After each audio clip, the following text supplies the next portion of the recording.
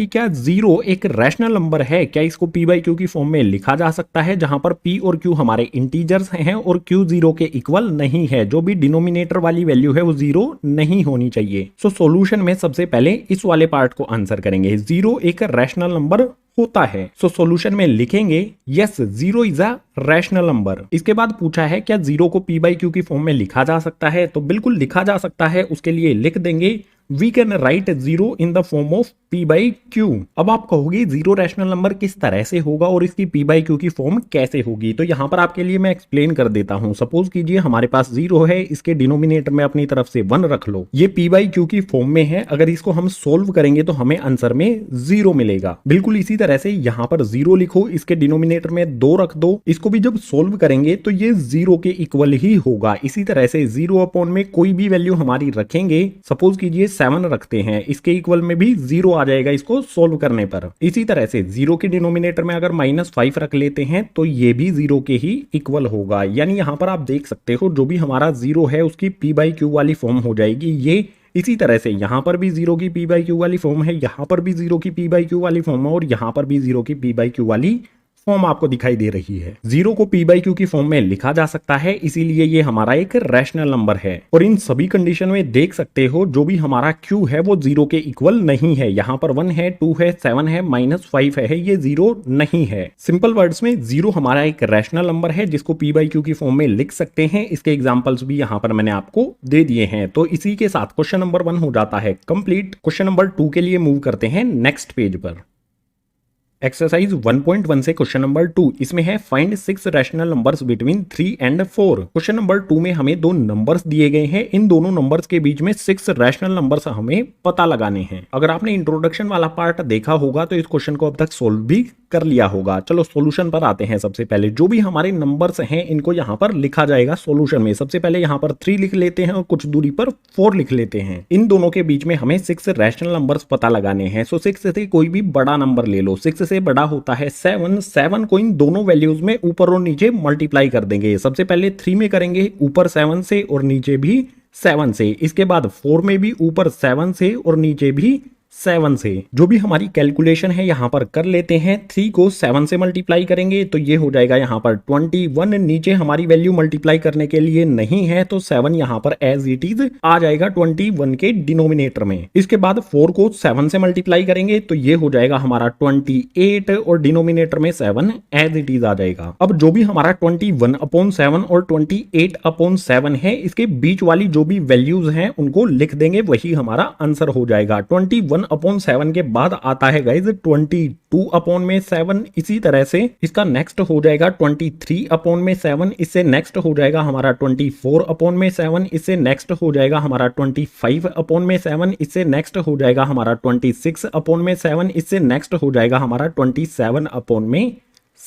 3 और 4 के बीच में टोटल 6 रैशनल नंबर्स हमें फाइंड करने थे, यहां पर हमने फाइंड कर लिए हैं। तो ये हो जाएगा क्वेश्चन नंबर 2 के लिए हमारा आंसर। लेकिन अगर आपने यहां पर 7 की बजाय अगर किसी और वैल्यू से ऊपर और नीचे मल्टीप्लाई किया है तो जो भी आपका आंसर है वो डिफरेंट हो सकता है। इस तरह के जो भी क्वेश्चंस हैं उनके लिए आंसर अलग अलग हो सकते हैं। आपको सिंपली स्टेप्स फॉलो करने हैं, जो भी बीच की वैल्यूज हैं इनके वो लिख देनी है, वही आंसर हो जाएगा। क्वेश्चन नंबर 2 के लिए ये हमने आंसर फाइंड कर लिया है। इसी आंसर के साथ क्वेश्चन नंबर 2 हो जाता है कंप्लीट। क्वेश्चन नंबर 3 के लिए मूव करते हैं नेक्स्ट पेज पर।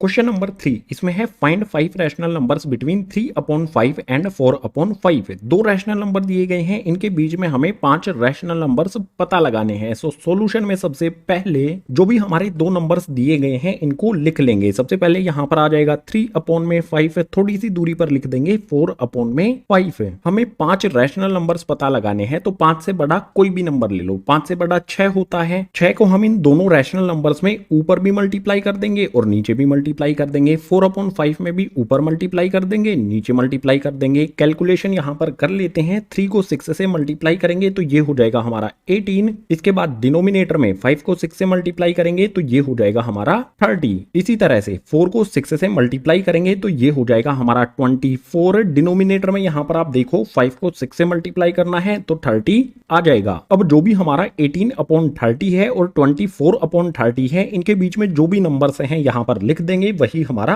आंसर हो जाएगा। 18/30 के बाद क्या आता है 19/30, इसके बाद आ जाएगा हमारा 20/30, इससे नेक्स्ट हो जाएगा हमारा 21/30, इससे नेक्स्ट हो जाएगा हमारा 22/30 और इससे नेक्स्ट हो जाएगा हमारा 23/30।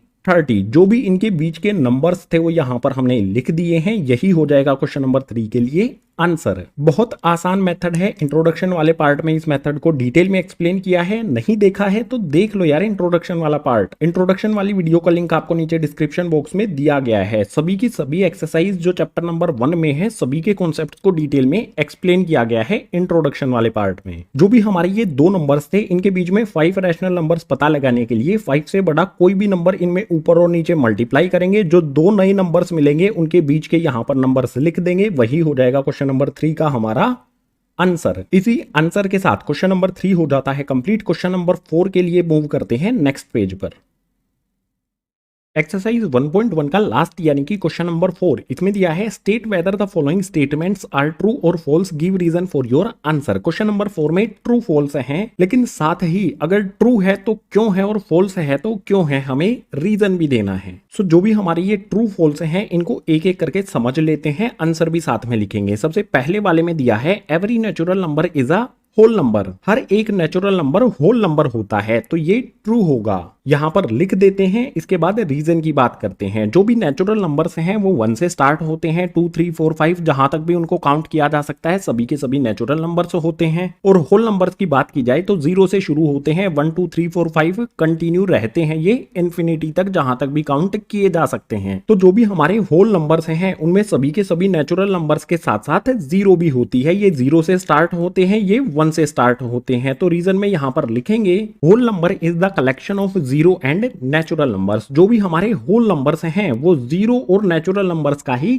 कलेक्शन होता है, इसीलिए फर्स्ट वाला हमारा ट्रू होगा। जो भी नेचुरल नंबर्स हैं वो सभी के सभी होल नंबर्स होते हैं। इसके बाद सेकंड वाले पर मूव करते हैं। इसमें है every integer is a whole number. जो भी हमारे इंटीजर्स होते हैं सभी के सभी इंटीजर्स होल नंबर होते हैं, तो ये स्टेटमेंट हो जाएगी हमारे लिए फॉल्स। इसके रीजन की बात कर लेते हैं। इंटीजर्स हमारे पॉजिटिव होते हैं, 1 2 3 4 5 कंटिन्यू रहते हैं। इसके अलावा हमारे नेगेटिव इंटीजर्स भी होते हैं, -2 -3 -4 -5, ये कंटिन्यू रहते हैं इन्फिनिटी तक नेगेटिव साइड में। जो भी नेगेटिव इंटीजर्स हैं वो होल नंबर्स नहीं होते हैं, तो हर एक इंटीजर्स को होल नंबर नहीं कहा जा सकता है, इसीलिए ये वाली स्टेटमेंट हो जाएगी फॉल्स। और रीजन में लिखेंगे negative integers are not whole numbers. जो भी हमारे नेगेटिव इंटीजर्स हैं वो होल नंबर्स नहीं होंगे, इसीलिए हर एक इंटीजर होल नंबर नहीं होगा, इसीलिए ये हमारी स्टेटमेंट फॉल्स हो जाती है। रीजन यहां पर हमने लिख दिया है। इसके बाद क्वेश्चन नंबर 4 का लास्ट पार्ट, ये थर्ड पार्ट है हमारा। इसमें दिया है every rational number is a